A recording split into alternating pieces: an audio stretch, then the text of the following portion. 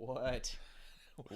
Was this us on time? Oh my goodness, I'm still in shock. It will take my brain at least 7 more minutes to warm up. Yes, good. Fortunately for everybody else, it will only take mine 8 minutes. So we'll have about... Yeah, y'all can go get a cup of coffee if you want. Yeah, so good morning. Good morning. Good morning! Good morning, boys and girls. Wow, happy Monday, everybody. Welcome back. This is what? Yes. Episode 10. 19? Oh, 10. 10 to 10. Yeah, we're becoming pretty good at this now. You know, I was looking at the episode numbers in my filing naming convention, and I started out with a 0 in front, the 3 digits, and I was like, man, it's a good thing I did that because we're already on 2. I know, right? Yeah, I like the optimism of the triple digit placeholder there.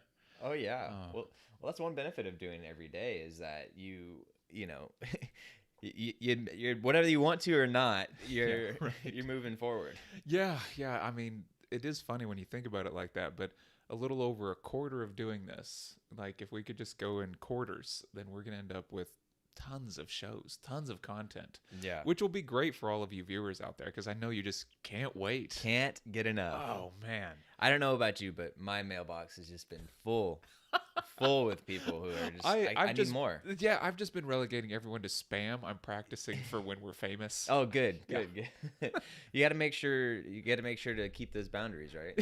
Yeah, I'm gonna start early. Just not answer any of my early fans who actually care, which is Your mostly OnlyFans, my huh? Yeah.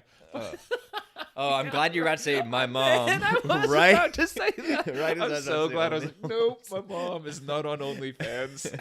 That you know of. Right. That you know I don't of. want to know. La la la la la. Oh, man. Well, you know, so today I wanted to talk a little bit of... Oh, we got a fan. Nice. Oh, Hello. that's my mom. Look, she is a fan. Oh, Oh, my goodness.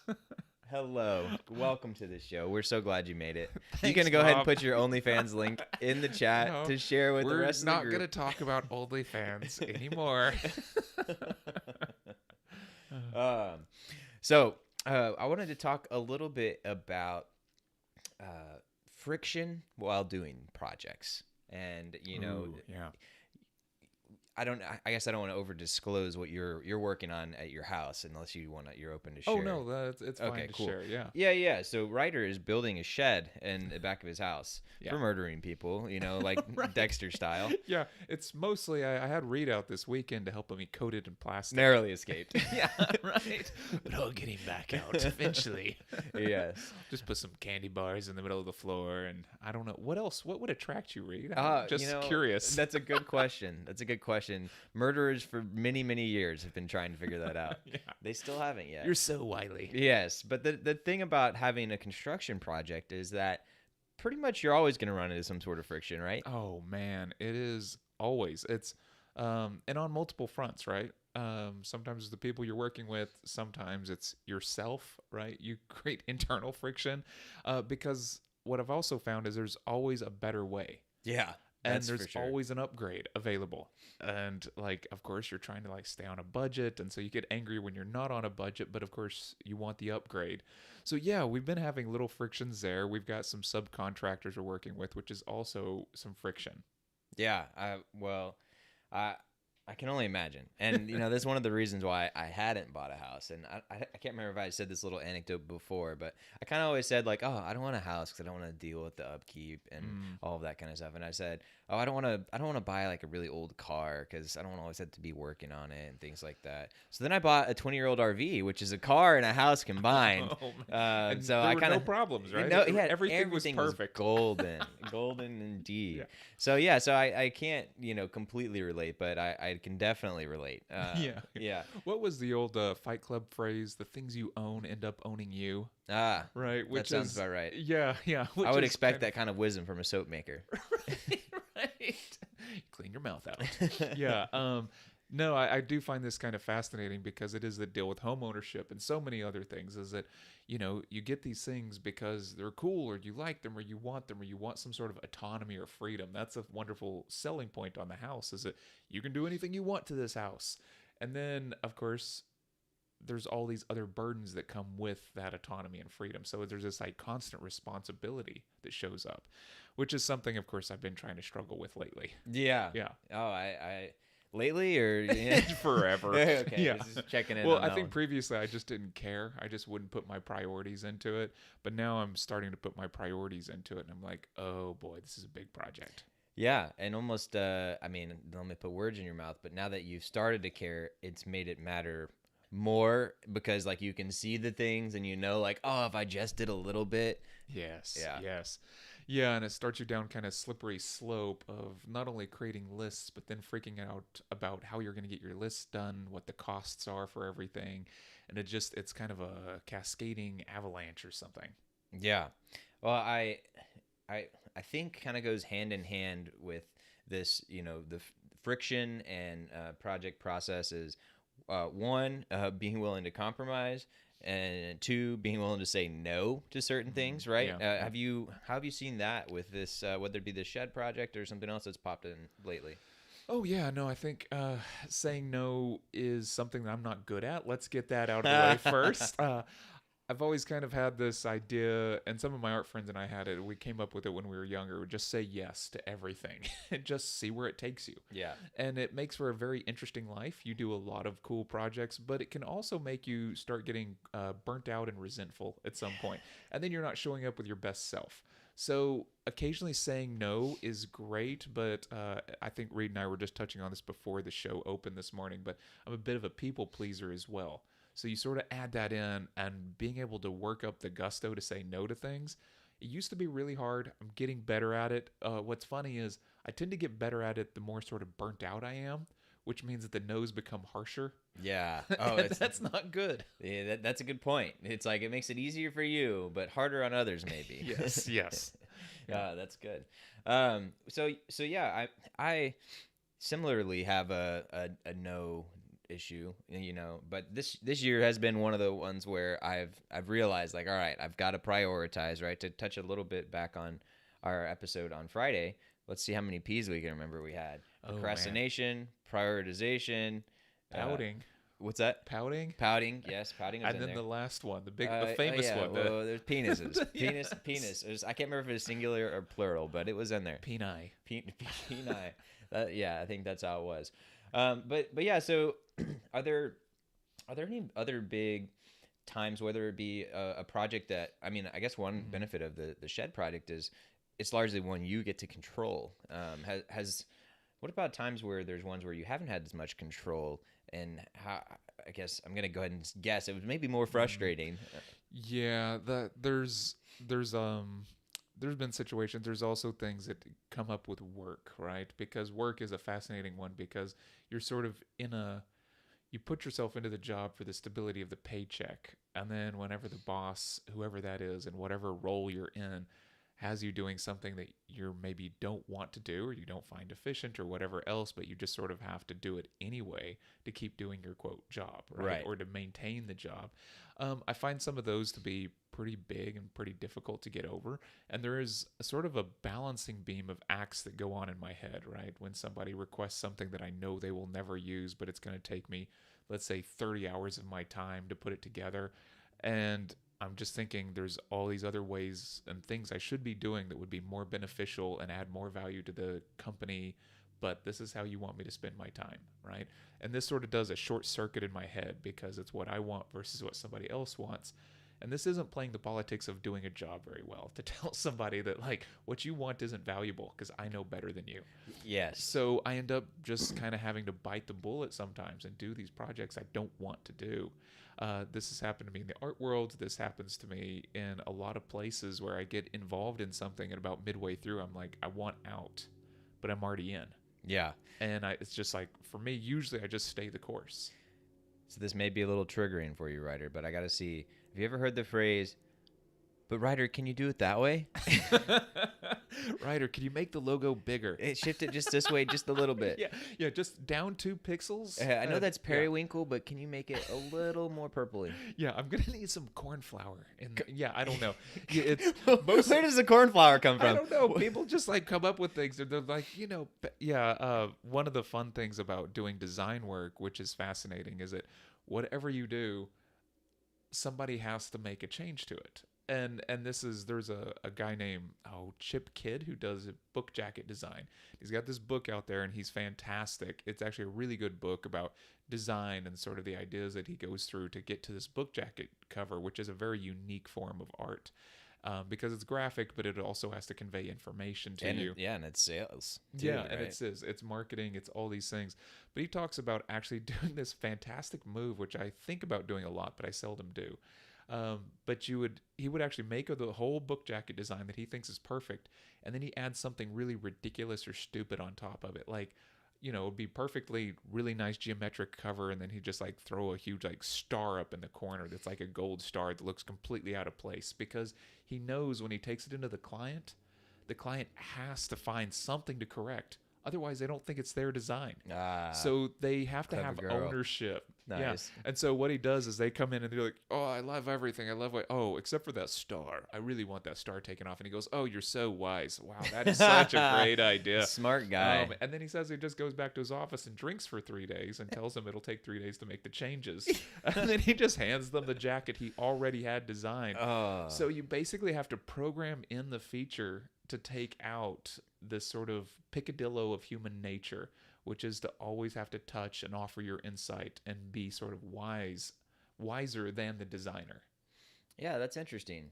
And I think it's an interesting topic, especially because design is something that, it's ironic, because I think it was a Friday we were talking about how so many people fall out of creativity and fall out of art and things like that, and they think that they can't. Yeah. But yet, it's something that people feel like they can relate to, and they think that they can have a say in and things like that. So I would imagine that design is definitely one of those fields that there are definitely specialists and people who are, whether it's technical or not, right? I mean, to have a good eye is one thing. And then to be able to make something look good from scratch is another thing. And then to be able to manipulate things to improve it, to make it look better, is yet another thing, at least in my breakdown. Would you agree with those categories? I do. And there's, this sort of, what we're kind of doing is walking through what might be called design phases too, right? And in each one of them, you have to be a slightly different person. When you're doing marketing, like we're talking about for book jacket design, then there's a certain psychology of how the cell works, right? How you focus the attention throughout the design. So the design can look great, but if it doesn't convey the right emotion, doesn't convey the right point, well, then it's failing in its job. And what's really fascinating is certain books and book jacket design. So one of the novel ones he made was Jurassic Park. And you might remember that there's kind of a skeleton of a Tyrannosaurus Rex on there, which is really kind of funny because there's way too many ribs on it, and there's all these kind of things, so it looks kind of scarier than it naturally would. But it's also a very stark design. And so there's some things like that he did that I thought were just really smart, but it ends up selling the book as a horror novel to a slight degree. Interesting. Which it may or may not be. Yeah. No, so a couple things that popped in my mind as you're talking about that. One, first off, just a quick mention about the dinosaurs. I don't think I'm going to be able to come up with the episode or show for that one, but basically, and it's probably multiple places I've heard it too, but just the fact that we see all of these pictures about what we think dinosaurs look like, and you see the movies and things like that, but there's a big chance that we're way off with a lot of those things. And one of those reasons is because as time goes on, different things decay at different rates, right? And so we get to see the bones, but for example, feathers were something that decayed much easier. And until you find certain ones, that's the cool thing about fossils, is you find something that was preserved just in the right way, you can then use that to extrapolate more information, right? And that's one of the ways. And this is all very rough, right? Don't quote me any scholarly articles on this, but that's one of the ways they found out how closely related dinosaurs are to birds, and actually closer to that than the kind of the reptiles that we typically kind of think. And then also the fact that you don't get to see the fat and stuff like that, which can drastically alter the appearance. And one of the examples they gave, and one of the things I was listening to, was like if you saw like a humpback whale, like the fossil of it would look way different because they're like such a large percentage of of fat. Huh. And Yeah. so like you have these things like the T-Rex or whatever, which you're saying like, oh, it looks all vicious, especially because it's the bones and stuff like that. Well, it's like, well, if you add in a beer belly to T-Rex, it looks a little bit different. I know, right? Yeah. I know that they do things where they try to gauge how the weight would pull. Like, if you had weight in certain areas, it would shift the bone structure certain ways, and they've gotten pretty good at some of that. But there are little memes that hop around on the internet. So like, I'll see one, and it's like, here's a rabbit.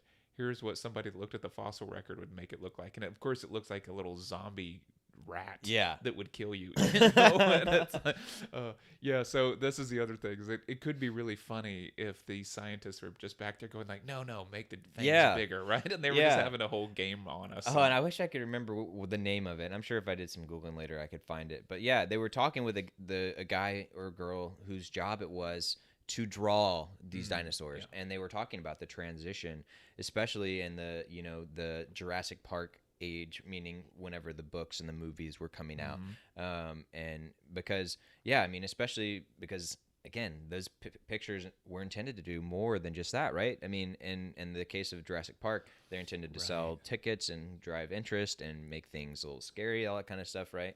Well, in the terms of the field of dinosaurs and stuff like that, it's same kind of thing. Like, hey, these are important, these are interesting. Here, give me some angle to work with, especially when you're trying to be like, hey, Mr. Congressman, who cares about all these other things, give me some money so we can dig holes in the ground, right? Oh no, for sure. And then I think what some of this is getting into there are biases and incentives that sometimes we're not even aware of, right, that are driving us in certain directions, and some of those are norms that we once you've seen enough renderings of a Tyrannosaurus Rex, that's just what it looks like. And it's really hard to reimagine after that. So I think there's some sort of difficulty there getting back to sort of a reset.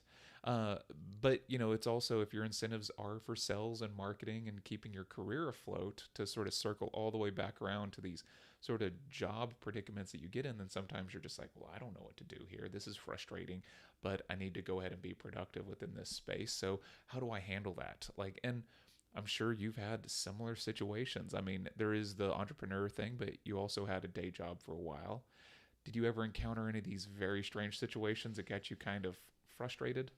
Yeah, I would say there were a lot of times where I was frustrated, but for me, it was more so along, as nerdy as this may sound, like the organizational development and like kind of company culture and things like that, which let's go ahead and shift and talk a little bit about that, because that's kind of related, and I'd be curious to hear your thoughts on this. But it is about incentives and cost, and also paying attention to the larger picture, and being willing to make short-term sacrifice in terms of a larger good, things like that. But one of the things that I thought Boeing did very well was giving a venue and a place and a spot for employees to discuss things.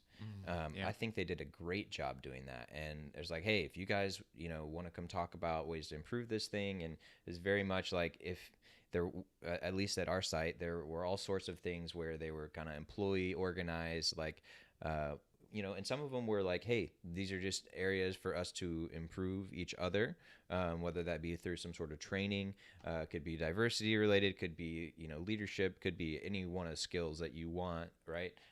Or some of them were more focused on the company and improving the company. And that's one of the areas where I thought they did a very good job providing the platform and the space.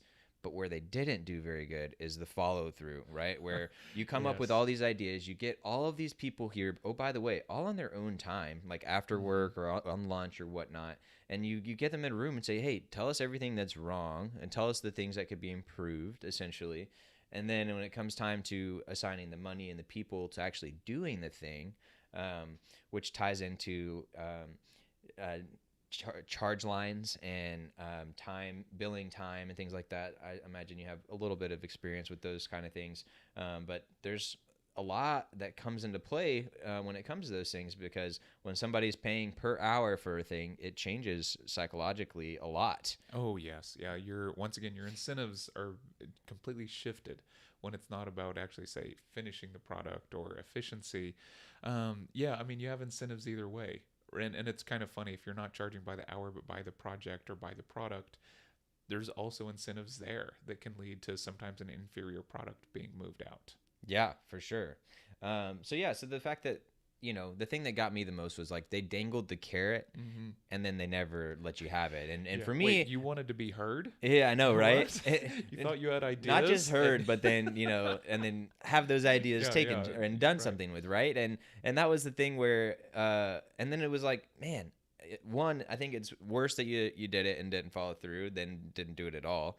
And then also, guess what? You just like self-identified like a whole bunch of people who are, one, care about your company, and two, they're probably really good employees. Like, if Mm-hmm. there is a group of people to like reward and inspire and stimulate change in, like, why would you not want it to be that sub-selected group of people who said like, hey, we're here and we care about the company and we're trying to make Yeah. things better? Yeah, that's a kind of a fascinating thing because it's also if you didn't know that there was an incentive structure, right? If you were just doing it out of the goodness of your heart and you somehow got rewarded for that, but it wasn't something they did frequently, well, then that could be a really great, like you said, self-selection mechanism for rewarding people.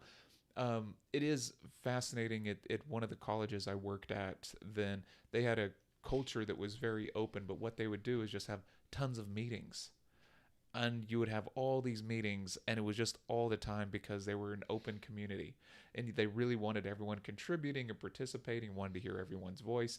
But then they kind of sometimes just went ahead and did what they were going to do anyway. They just gave you the forum for everyone to voice and air their concerns so you could feel heard, and then they just went ahead and moved on. But at least you got to complain, and so there was this kind of idea of participation. There was a lot of participation. What I Right. think was so funny about it though is like you're talking about the getting that sort of follow through where not only do they hear you but then they change things, like where that kind of transparency where you end up also going maybe top back down, where you have larger discussions where you pull those people aside and you have more in-depth conversations with them. I think that's what it would mean to be fully heard or fully transparent, but instead oftentimes I think we're all busy and you trim things down and then you set up lots of meetings and some people are going to opt out, and it doesn't always work very well. But what I also found was that there were secret meetings and politics going on behind the meetings, so that there's already an agenda set for every meeting that you show up to, and to not follow that agenda is to then not play the politics, Yeah. and so then you self-select as disgruntled. And so that's not a good role to be in as well. Self-selecting as disgruntled. Would you ever say that you've done that? Well, why don't I? What? Uh, Me? No, I've have kind of made the um, complaints at that college specifically. I made the complaint several times that they kept padding the managerial levels. So it went from like 4 levels to the president to like 5 and then to 6. And then each one of those people, when they got into their new role as, a sub vice chancellor, whatever, it just, the titles would get longer and longer, of development, of this, of that. And so they keep on raising people up into these roles, and each person has an initiative. right. And so the initiative inevitably fell back down on the faculty members. Okay, well, the initiative is for you to make your students take all these surveys and do this and do this. I'm sorry, but I've got 5 other initiatives I'm also running this year. Right. And then what would happen is after 2 years, the initiative would disappear because a person would get promoted into a different job. And then So guess there was what? A no new person, new yeah, initiative. there's right? no initiatives, but you never got the outcome from the last initiative. Yeah, I saw some of that too. So my last role within Boeing, I was working. Um, Essentially, there was an executive, and I was working underneath him as a chief of staff or an assistant chief of staff. There was basically he had a chief of staff, and I worked side by side with them as basically another chief of staff. And so it was really interesting to see because he was in charge of 10,000 engineers across multiple divisions, right? And one of the benefits of having a large company like Boeing is that you have the balance of, okay, this business unit isn't doing so hot, but this one is. And so they can help balance each other out, bring the highs up, make the lows not as bad.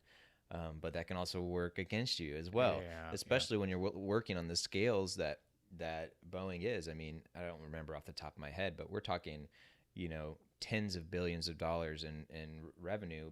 Maybe it's probably over 100 in a year. Honestly, I'm not sure off the top of my head, but it's a lot of money. And when you have an issue, for example, when I was there, one of the issues was the new plane came out, the 787 Yeah, Dreamliner, yeah. and there was some battery failure issue. Yeah, there's been some very popular Boeing failures, There have. especially given the money and the contracts that they were under. Yeah, and so when a failure like that comes along, well, guess what? Like billions of dollars are lost, and the money has to come from somewhere, right? And so, you know, on one hand, it kind of stunk, but on the other hand, it was kind of cool to see like I was being there during that time and seeing like, all right, Boeing as a company, 140,000 employees, something like that. And oh, by the way, say they did 100 billion in revenue or something like that. Well, these business units that the site that I was involved in did a couple billion a year, like you know, 1 to 5, something like that. So it's like not like the biggest piece of the pie, right? And then so that was like my site, that was the satellites and stuff like that. And then there was the a larger defense and space and other stuff, and that's what this guy was in charge of. And so it was interesting to see because it was that classic like, hey, there's somebody above me saying like, hey, you know, do these things. Right. Father Right. Boeing, Mother Boeing says, Yes. you know, jump, and you say how high, right? Yeah. This guy. Well, and we should talk about that more in a little bit too. But I'm curious as well how you liked being under that structure. If you did, if you didn't, those kind of things. Yeah, for sure. But yeah, so having the things from the top, right? And then you have the stuff from the bottom, which kind of like we're talking about, employees or whatnot. And then you also have just your business unit's needs, right? And so it's like, oh, well, hey, like, and there were some divisions like, look, our business is doing great. Like we're killing it. And we actually like right now, if you were to, because a big thing is dealing with headcount and a number of employees and things like that, because when you're dealing with cost, especially in the largely knowledge worker space, right, salaries are where it comes down to. Right. Yeah. Yeah, which is also sort of fascinating because certain people get certain salaries and they get a certain amount of prestige with that, and yeah, it turns into a whole bumpy game once again of incentives often. Yeah. Yes. No. And well, and that is an interesting game that they play, because and I get it, right? But you have this group of people, right? And then you have to come up with these decisions. Like, all right, I have this one person who's an all-star, and they're very well compensated because of it. But let's just say they make, I'm going to make up easy numbers here, right? Let's just say they make 200K, and they've been with the company for a really long time. They do a really good thing. Like they are the reason that your product's great. And then you have a new person who's like $50,000, and it's like, Yeah. okay, well, is that worth 4 people, or you know, and should I get rid of the 4 of these smaller people to get another one of this type of people? Yeah, and these are those also really strange decisions because you start getting into yeah, is it worth 4 people, or is the expertise and knowledge this person with 200K has, does that make up for it? Would he be able to keep you in the long term from losing money? Because one of the things about people that come in fresh is they just say yes to everything. They're just so happy to have a job. And sometimes one of the problems that I guess Robert Jackal talks about this a little bit, but some of the older employees will actually give voice to their discontent, which makes them harder to manage. So some of the older employees are harder to manage. They're more opinionated. They have more authority within their space, maybe more expertise. And so people tend to be like, you know, if we can get him out of here or her out of here, we can get 4 new people and all of them will just do what we ask. Yeah. But it doesn't mean that the product coming out is going to be any better sometimes.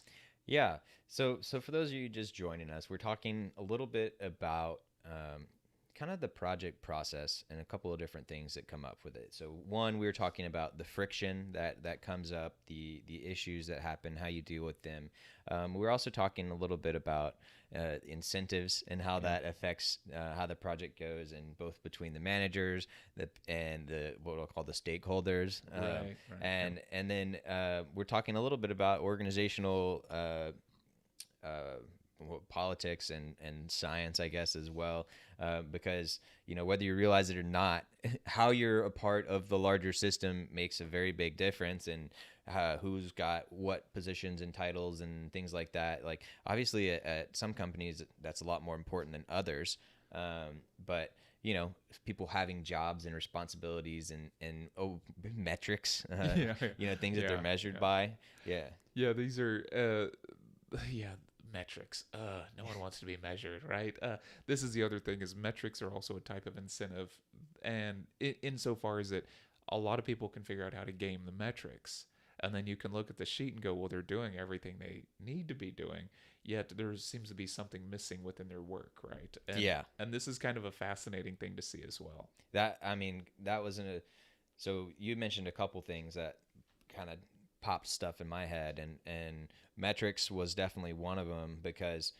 So it was metrics and initiatives, because you had mentioned that, oh, someone comes in, they have an initiative for a year or two, and then they go on to the next thing, or another person comes in, or somebody else said, hey, jump to the new thing. And, it's funny because, you talk about how some people may end up getting disgruntled and things like that. One of the patterns that I've seen a lot is, there's the people who, and I'd imagine this is true kind of across various things, but I'd be curious to hear your thoughts. Like, as people are starting, whether it means a new career, a new job, or whatever, like they come in, they're interested, they're excited, they're jazzed, they're ready to make changes, they're ready for the new fresh. thing. Yeah. All fresh, oh, right? Man, just And starry-eyed. yeah. And Honeymoon then they just phase. get beaten down, and Yeah, a little their at a expectations time. lower, and then their drive lowers, and they end up plateauing, and they'd be like, all right, I could go one of three ways. Like, I can just kind of be like coast and be like, whatever. I could kind of push up against it and fight it and maybe make a little progress, but probably not too much. Or I could just, not care at all and say, well, I tried, I gave mine. So there we go. Yeah, no, and you'll see it in every company as well, right? It's also one of the reasons I think the people get they roll their eyes so much at this fresh optimism that shows up, right? And other people are going like, there's some energy that I can, vampirically suck over onto my side.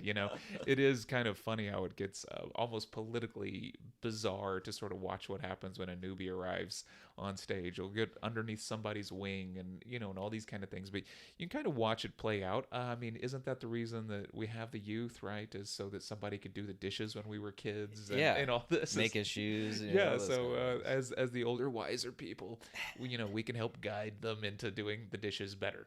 But I kind of, I don't know.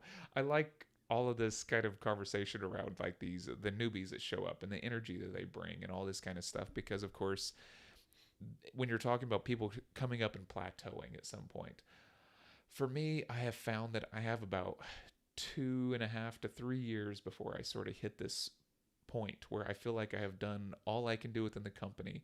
I came in, they were flexible and open to me at first, and then gradually over time it closes down.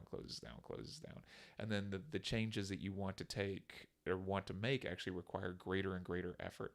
And so sometimes I'm curious if the system itself just has this built into it. I don't know if it's people. I don't know if it's a bureaucratic sort of pyramidal structure that actually sets these things up where it almost caps you out. And then after that, you have to do a longer, harder push to jump levels.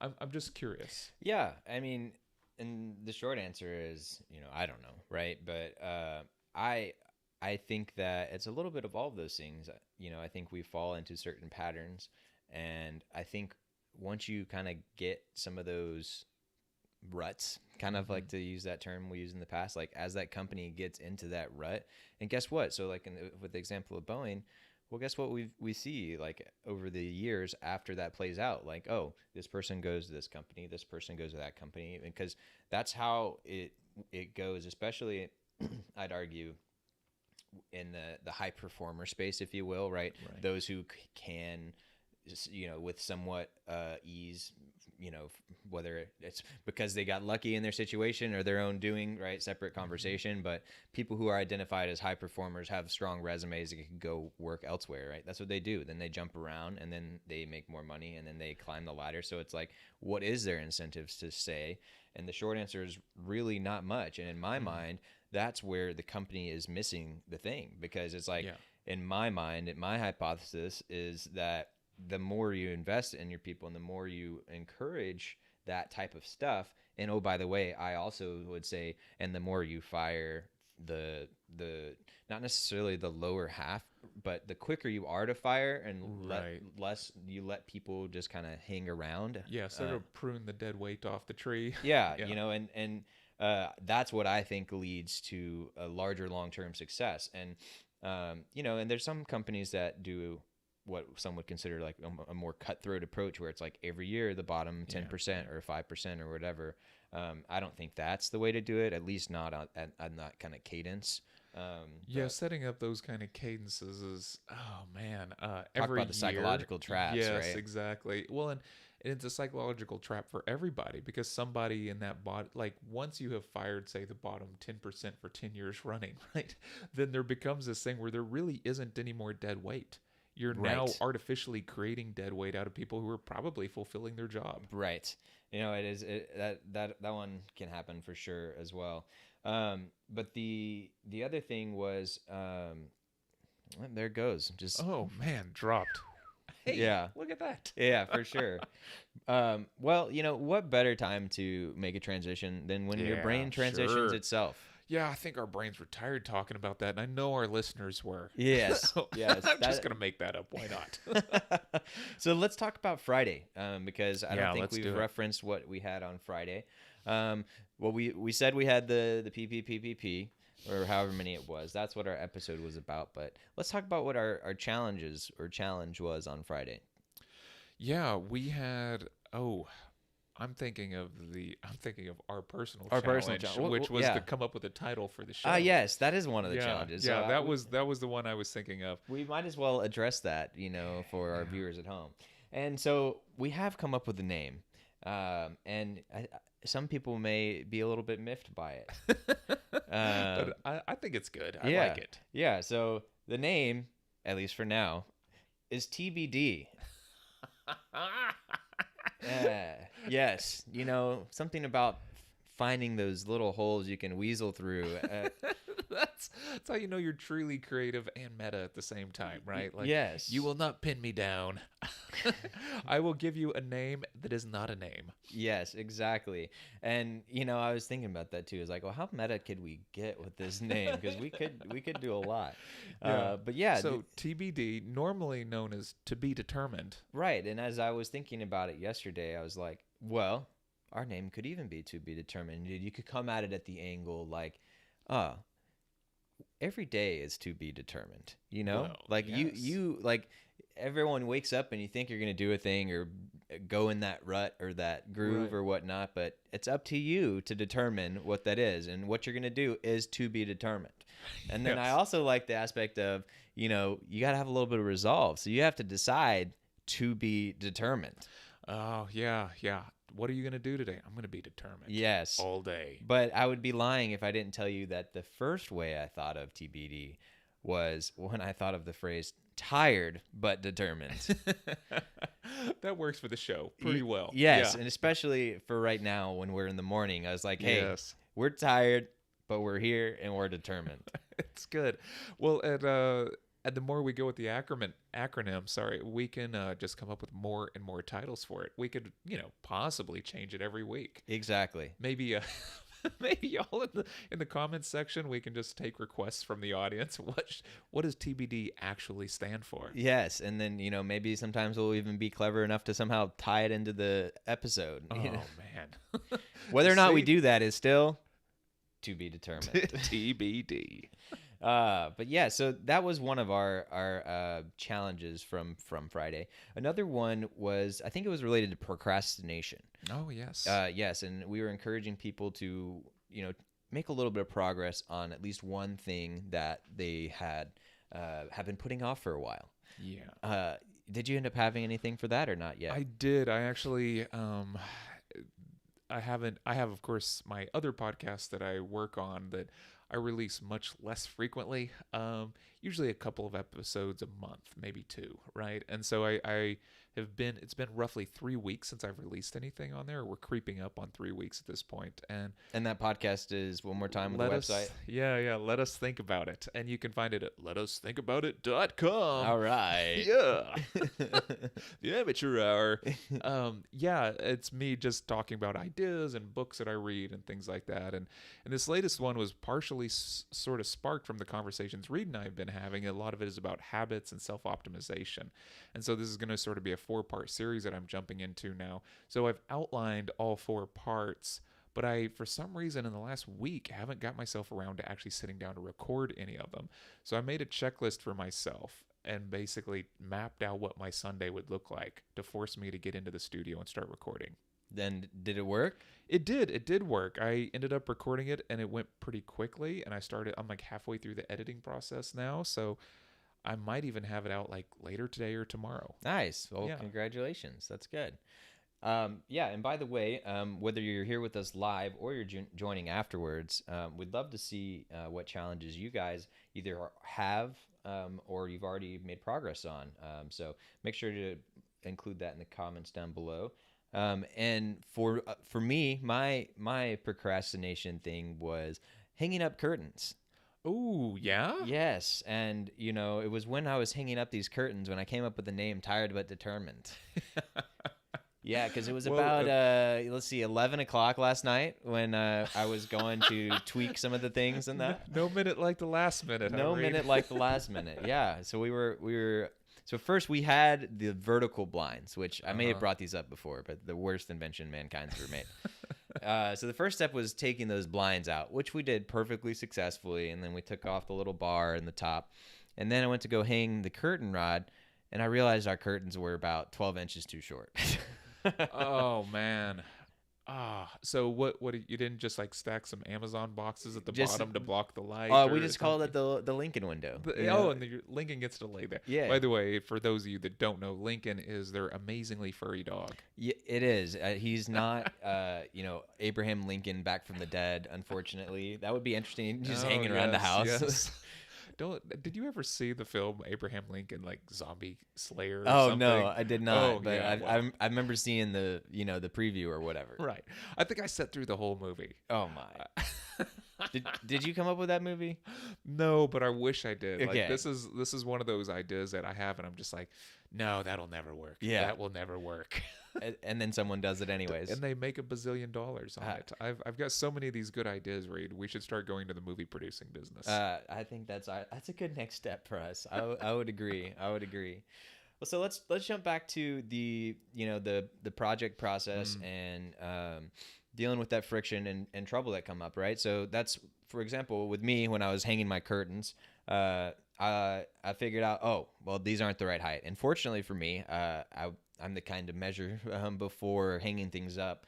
And so I was like, all right, let's hang this up. Let's have the tape measure, see how tall is this compared to where we want it to lay on, or not lay on the floor, but hang above the floor and things like that. And that's how we figured out it wasn't high. And then I was like, oh, well, let's just do it anyways. Look up the measurements. And then I was about to screw things in. And then I was like, well, let's see. Okay, does that measurement include how much is going to be above the ring versus below the ring? Right. And I was like, let's just wait until we get them in our hands before we do this step, because the reality is like, what's the point? So have there been times where you were like, I can make this one step of progress, which could be good, right? But I'm, it also could be bad. And have you run into that before? Oh yeah, I would assume that this is pretty common, and it's something that I think I'm learning a little bit better with age. But when I was younger, I wouldn't have the right tool or wouldn't have the right thing, but because I wanted to get the project done, I would just find a way to make it work anyhow.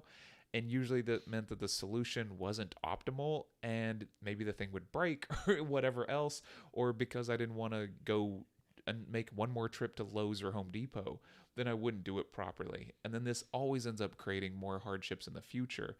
But you're kind of, at the same time, you feel like, well, I'm done with that thing. And there's some sort of cognitive relief that happens just being done with it, or you can chalk it off the list and you feel some sort of relief. But later, you just end up dealing with this quasi-broken kind of thing that's never going to function properly, or you end up making weird excuses around it or something. Or it's like having a sink that's constantly dripping. Oh, man. And you went and replaced the gasket, but you got maybe the wrong gasket and everything else, and you spent 2 hours on it, and then you were just like, I am done. That was my threshold. And then it just keeps dripping, and you just have to ignore it. But it's like in the back of your mind, it's always dripping. Yes. Slowly. Yeah, no, there's little. So one of the things from doing so much DIY work is that there are times to do things. Sometimes you would feel great getting the thing done and it can boost your spirits, just getting something accomplished. but sometimes you're better off just waiting and actually Yes. doing things in a specific order, because it would really suck if you got those curtains up and you did it for a certain height, but then the curtains you get are, say, 3 inches higher than that, so they don't drag on the floor, and then you have to move everything again. Then you end up with double the holes in the wall and Right. double the work. And especially if those holes end up being exposed, then they're Oh, visible, and yeah, it's and like, then you oh gotta my patch goodness. them, and Yeah. yeah, it goes on, and so you end up creating more work for yourself just to do the temporary fix. Yeah. And we talked a little bit about similarly that concept of doing a little bit of work now to be better off for yourself later. We touched on that a little bit with Known last Wednesday Mm-hmm. when it was talking about mental health and how some people are not wanting to put that initial work in, and largely probably out of self-preservation and protection, and they know there's going to be a little Right. friction, they know there's going to be a little pain, but they don't realize that it's actually going to end up costing them more work and pain in the long run because they didn't put that in. And we also use the analogy of cars or houses or really pretty much anything, the idea of doing preventative maintenance to Yeah. keep things going. Or yeah, and we've talked too about going to the dentist, right? Like you can go to the dentist for your teeth, but are you doing it for your brain? Are you doing it for your emotions? Are you doing it for your relationship? There's all these kinds of things, and fascinatingly enough, maybe going to the dentist twice a year isn't enough for your relationship, right? It might have to be more frequent than that. Yes, especially if you're into role play about dentists. I mean, then maybe you need a lot So more confusing. drills, Oh, but happy no. gas. Yeah. Okay, whatever. Yeah. Yeah. To each his own, I guess, right? Yeah. Yeah, no, there's something really fascinating. One of the reasons I like doing DIY projects, or I like doing home repair, I like doing all this kind of stuff, is because I don't actually like it, but it teaches me a lot about myself. Yes. And I find that the lessons you learn from yourself and you can take away, like if you can get your mind to mentally go, wait, that went wrong, what went wrong? Because there's this other tendency to just force it. And you get like, you're like, well, I'm 90% of the way there. And you just keep trying to force that last 10% or whatever so you can just get done with the project. And this seems to be a tendency that I come across quite a bit. And then when I help people do other projects, I come across it too. They're like, I'm this close to the finish line and I can't figure out why I'm not there yet or what's going on. And then frustration builds and amps up and they just keep repeating the same movement over and over again. It's like they can't get themselves out of this loop Yeah. of this thing that isn't working because they can see the finish line. It's right there, but they just can't quite get there because they're stuck. It's like their brain stopped working at some point. It's like I had a learning phase where I was going to be really curious about how everything worked. And then all of a sudden, I stopped being curious and I just needed to finish. Right. No, that's a really interesting point, because we also talked a little bit the other day about separating the do from the think, right? Yeah. And I think that's a very important thing to do. But also, as you are doing, there are times, especially if you realize you're coming up against a barrier, especially the same one over and over again, where it's best for you to stop doing sometimes, right? Yeah. And to Take a step break. away, right? Yeah. And then realize, like, all right, I've now tried screwing this curtain rod hole in 5 times, and it hasn't worked any of those times. So maybe I go watch a video or read instructions. Yeah, or we have this lovely thing called YouTube now. Yeah. That you can, when we talk about take a break, you could take a break for an hour. Oh, no. You just like we talked about with their procrastination. You start off small. You say, "Oh, I'm just gonna watch this one Just thing," one video, and just then you woke one. up 5 days later, and you're like, "Dang, I need a shower." Yeah, right. Yeah, and it's also the weird path you get on. Like, at least for me, what happens is I'm just like, oh, since I'm going to build out an office space inside my shop and then be able to do podcasting and stuff inside of there, then I get really curious about something, and I'm just like, okay, well, how big do the top beams have to be, and how long can they cantilever over if I want to do an extra space above? And I start getting into this, and all of a sudden, I'm off in La La Land, right? I'm reading about different kinds of sheetrock, and then one of them is called wool, and then all of a sudden, I'm watching videos about getting actual wool from sheep as insulation. And it just keeps going. And I'm just like, what happened here? Like, I will never actually go shear a sheep to get insulation, but I'm watching a video about it right now. You say that now. I You say know, that I know. now. We do have enough land. Well, it's one of the interesting things about doing something like building a shed, is especially the more you get into it and the more you do yourself and you kind of have to educate yourself on a whole bunch of different things. Yeah. And so this will bring up one topic for us to kind of close with today, is the Rome book club that we're in. Oh yeah. Yeah, so we just had our first session of that yesterday. We had session 0 last week. And for those of you who aren't aware, there's a software called Rome Research, which I think we've mentioned once or twice on the show before, but it's essentially a digital notebook. And it has a couple of things that are a little different about it that make it a little more powerful about kind of making the connections that your brain makes, but doing that within your notes and tying things together so they're linked and able to find each other and stuff like that. And so they have a book club that they have run by some volunteers, where you're using this Rome notebook, which they actually call a graph, and you're working with a larger group to dissect a book, or in this case, we're actually doing a couple of books. Yeah, we have 2 books that we're going through right now, and Reed introduced me to Rome Research because I was using a different kind of note-taking software, so I switched over and have been just in love with this platform so far and have been using it daily, quite a bit, really. And it's been really nice, but what's fascinating about this book club is not only are you reading the books, but it's also teaching you better how to use the tool, and you're meeting people at the same time and hearing other people's thoughts. So it's kind of like networking and tool building and skill building and learning all sort of bundled up into one thing. And to tie it back to the stuff I was talking about earlier with Boeing, the beautiful thing about this group is it's largely a self-selected group of people who are really curious and really enjoy learning and reading and new tools. And it's really cool because it's a completely free thing, but yet like this has curated this amazing group of people who are very interesting, come from all sorts of backgrounds, and it's just so neat to see like, oh wow, there's someone from the Philippines who I can hear a chicken clucking in the background, and they don't have power right now, but I guess they're using some sort of battery. And then there's this other person over in Australia where it's actually tomorrow and it's spring instead of fall. Crazy and things then like there's that. like we had several people from San Francisco that happened to be in there, and every time they would talk, you would hear the jets going over, and everyone goes, "It's Fleet Week."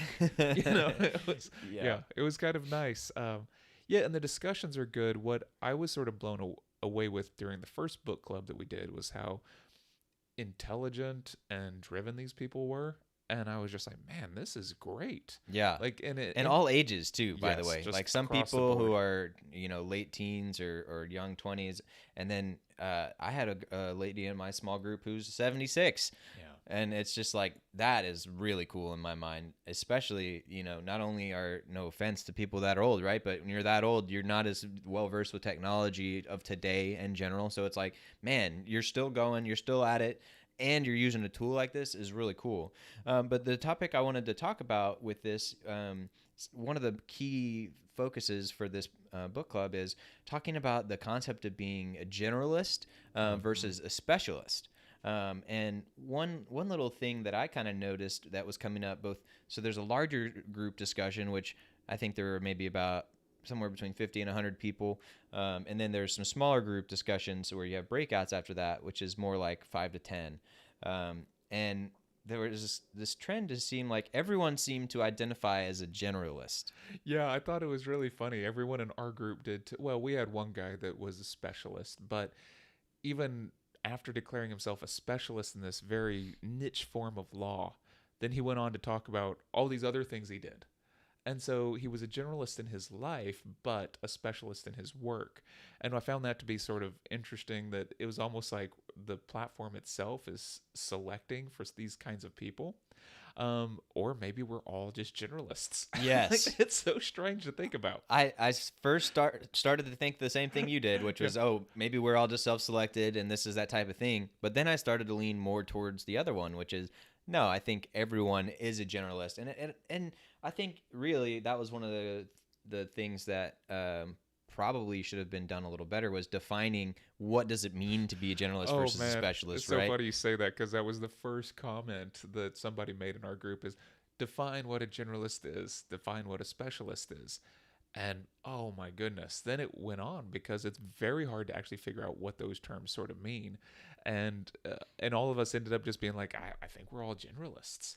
And then we go, well, then why do we all like the book? And we're like, yes, we like the book. Why do you like the book? Because it gives me permission to be what I already am. Right.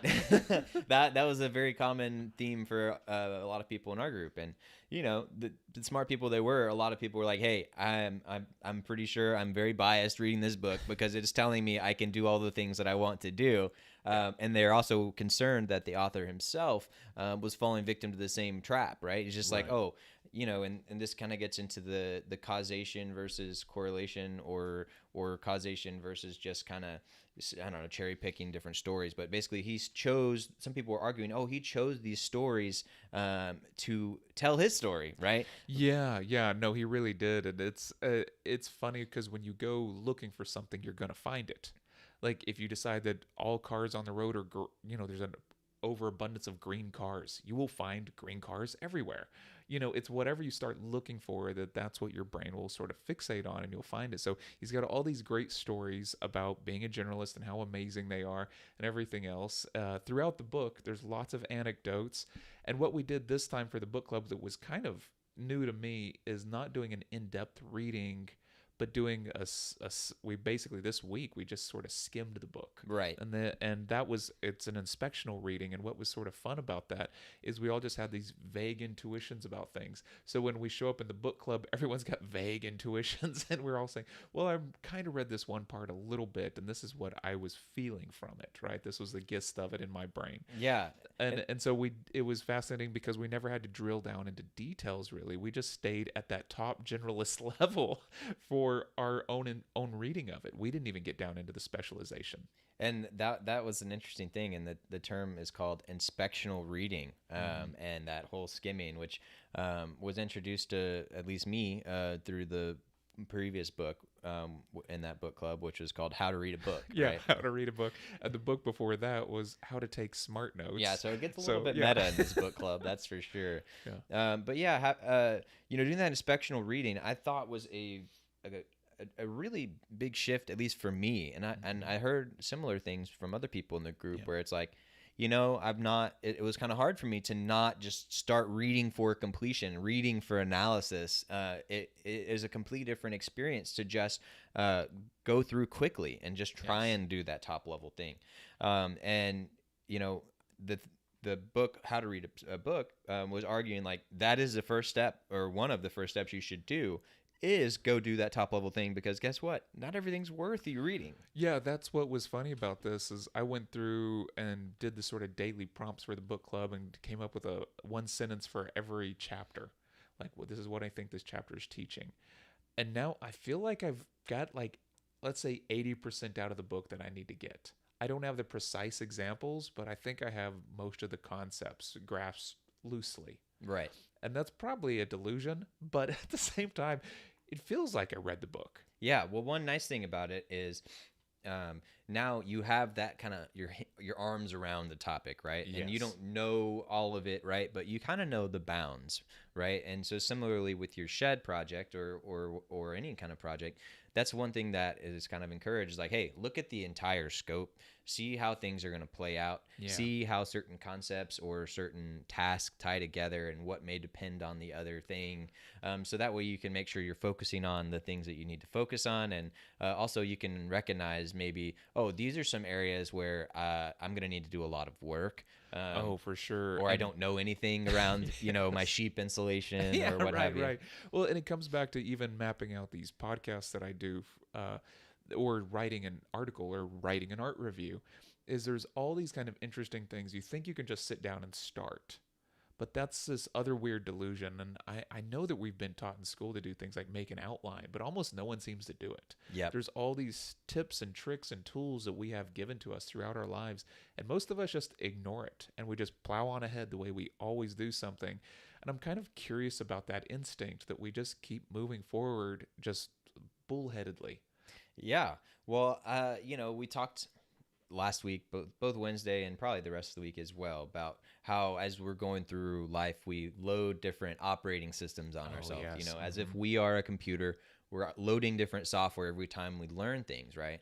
And if you take it all the way back to caveman times and animal times, I think we are just hardwired to persist and to move forward and survive, right? Yeah, this would be that kind of hedgehog versus fox idea, right? That the hedgehog just does one thing every day, and they do it well, but it's just one thing. Which is what? I don't know what a hedgehog I don't. does. It like apparently it goes out and it gets one seed and then comes back. Okay. And that's it. And then there's something like in the hedgehog fox parable. Then the fox is like curious and jumps around and goes and tries all these different things out, and it lives a much more interesting, lively life. But when winter comes, the hedgehog has got all this stuff stored away and knows what it's doing, while the fox is like in completely like new circumstances, unsure of what to do, unsure of how to survive. So it takes a lot of energy for the fox to survive because it keeps jumping around. Yeah. And so there is kind of an argument against this kind of broad curiosity that you do need to specialize, you do need to find one thing, and there's little parables about this, and you can argue them either way. But I do find it kind of interesting to think that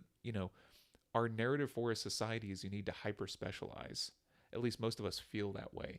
Yet, according to this book club, most of us don't. Right. Well, yeah, it's funny because one of the most common questions, asked to kids, right, is what do you want to be when you grow up? Yes. Yeah. Specialize, focus. And then, of course, like schools in France and in other places, they're making children decide by the time they're 12 or 13, you're going to be humanities or not science. to mention like China, they have hyper specialization over there, right? And, there's benefits to that, right? Then you get people who are amazing at that thing, right? And you need both, I would argue. Like if you want to have a rocket that goes to outer space, like you need to have someone who's so focused on a specific type of material that is coating the outside of the rocket so where it can work, right? But then you also need someone who can talk to all of the different people and all of the different systems within that rocket, the thing that makes it get off the ground, the part that makes it talk to the earth, the targeting system that gets the rocket to go where it goes. Like you need someone who knows generally enough about each of those things to where they can talk to each of the specialists. Yeah, there's a role for everybody in there. And what's a role? I'm hungry. That sounds good. Yeah, a breakfast roll. Yeah, well, it is kind of curious though to when the school mandates these things. That's where we start getting into fuzzy territory. If the society that you grow up in mandates that at age 12 you are either a scientist or an artist, I mean, that's kind of strange to think about, because I would tend to think that people that are interested in hyper specialization would find that niche anyway and specialize in it. But maybe that's not right. Like, I don't know. Maybe not. Who knows? Yeah. Yeah. Well, so let's bring this to a challenge for today. And so we've been talking about the project process, the friction that you go through, some of the incentives that may be involved, and some of the times where you got to figure out you need to learn a whole bunch of different things, or do you need to specialize into one thing in order to get this project done, or if your project is life, if you wanted to abstract. My life project. Well, so one of the things we talked about too was, doing that inspectional step where you're kind of going through at the top level, or skimming or outlining. And so, I'll propose something, and feel free to maybe Play-Doh it with, or manipulate it how you see fit. But I think a good challenge for people is to look at the rest of your week and create an outline for what the rest of the week looks like for you. And I would encourage you to not go too far into the weeds. Don't go down 17 steps, but just have a couple of things where it's like, hey, for writer, it was maybe I needed to start this podcast, I needed to do XYZ. But yeah, what does that look like for you? Just right now, or put it on your calendar, set yourself a reminder, give yourself just 5 minutes at least to intentionally sit down and outline, what is it that I want to do? What is it that I'm going to do the rest of this week? Yeah, no, that sounds great. It's man, and what's really great too is to even think about blocking off certain days for certain activities, and then just being able to focus on them that day. Yes, and doing this outlining is a great thing that helps separate the do from the think, like we've talked about. And this outline is the first step, I think, and it could be just a simple bullet list, right? If you want to go as far as putting it on a calendar or something like that, you can. But the first step is to just sit down and take those 5 minutes to stop, think about what you need to be doing, think about what you want to be doing, and then give that rough outline for the week. I think I could maybe do that. What about you? Yeah, give it a shot. Why Yeah. not? TBD. Yes, TBD. yes. We'll see tomorrow. Yes, Yeah. we'll see you guys tomorrow. This has been the morning show turned into TBD. TBD. We never introduced ourselves, so we might as well introduce ourselves at the very end. I'm Reed Garcia. And I'm Ryder Richards. And you guys have a wonderful Monday.